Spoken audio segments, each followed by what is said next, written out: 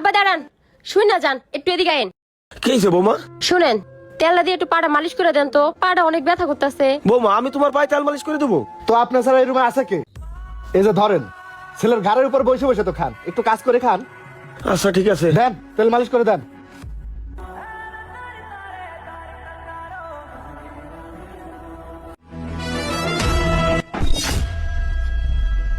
আব্বা, এটা তুমি কি করতেছো? উঠো, এটা আমি কি দেখতেছি আব্বা? কে বাবা? তোর বোর পায়ে তেল মালিশ করে দিতেছি। বাবা রে, তোর পাইলে বৈশা তো বড় করছি, শেষ বয়সে তোর গাড়ি বৈশা খাইতেছি। বাবা তোর বোর পাউটি বা তোমার প্রাপ্য। আয় বাবা তুইও শুয়ে পড়, তোর একটু পাউটি দেই। আব্বা চুপ করো, আর করো না। আয় ওঠ, ওঠ, এদিকে আয়, দাঁড়া, ওঠ, ওঠ, এই, তোর এত বড় সাহস, তুই আমার বোনের গায়ে হাত দিস আমার সামনে? ওঠ, ওঠ। তোর লগে আমি পরে কথা কইতাছি।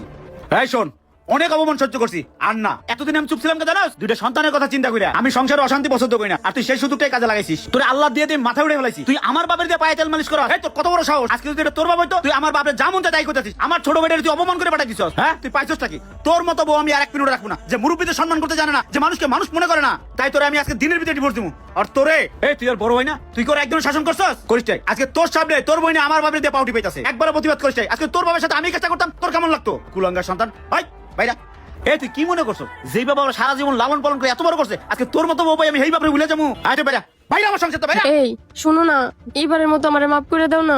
শোন, আমি মাফ করার কেউ না, মাপ যদি করতে পারে সে হচ্ছে আমার বাবা। যা আমার বাবার পা ধরে মাপ চা। আব্বা আমি অনেক বড় ভুল করে ফেলছি, এবারের মতন আমারে মাফ করে দেন। ওরো বৌমা ওরো, তুমি আমার মায়ের বয়সী, তোমার আমি মাফ করে দিলাম। তাহলে সাহেব, আসলে আমিও অনেক বড় ভুল করে ফেলাইছি। আমার বোনকে আমার শাসন করা উচিত ছিল। আপনি আমাকে মাফ করে দেন। ঠিক আছে বাবা, তোমাকে ভুল যাও তো তোমরা বুঝবার পারছো, আমি তোমাকে মাফ করে দিলাম। আব্বা আপনি তো অসুস্থ, আপনি চলেন, আমি কিছু খাবার দেই, খাইবেন, আপনার শরীরে তো ভালো না। যাও আব্বারে নিয়ে যাও। বসেন ভাইজান।